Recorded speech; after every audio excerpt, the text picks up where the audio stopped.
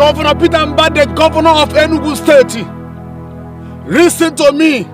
Who gave you the authority and who gave you the power to give church order to remove all their speakers outside the church? Who gave you authority? In the beginning of Enugu State, when the missionary came to Igbo land, the Church of Christ was putting their speaker outside. Some of them, they go evangelism.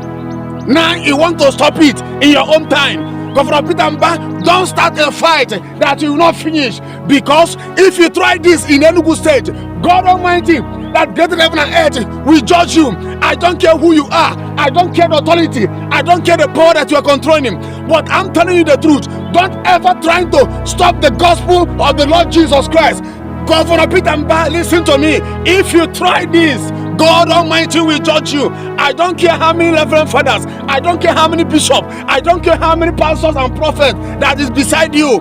If you try this, God who created heaven and earth will judge you. Mark my word.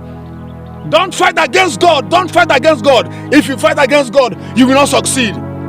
Leave them alone. Other governors, Governor Ugwani was the governor of Enugu State, and the other governors, all of them no even talk such thing. Now you went to come on a target na church because mosques is not in Igbo land. No, only few, other 3 or 4 mosques we there for Enugu State.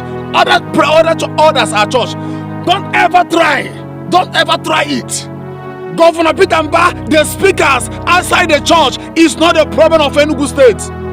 Governor Peter Mba, people may praise you for this thing now you want to do in Enugu State. The way they praise Herod in the Bible, when Herod was persecuting the believers in the Bible, they were praising him. But later, God judged him. If you try it, if you try to stop evangelism in Enugu State, you will see how God will judge you. Because right now, as I'm speaking to you, God is not happy with you. God is not happy for this thing that you want to do in Enugu State. I have spoken.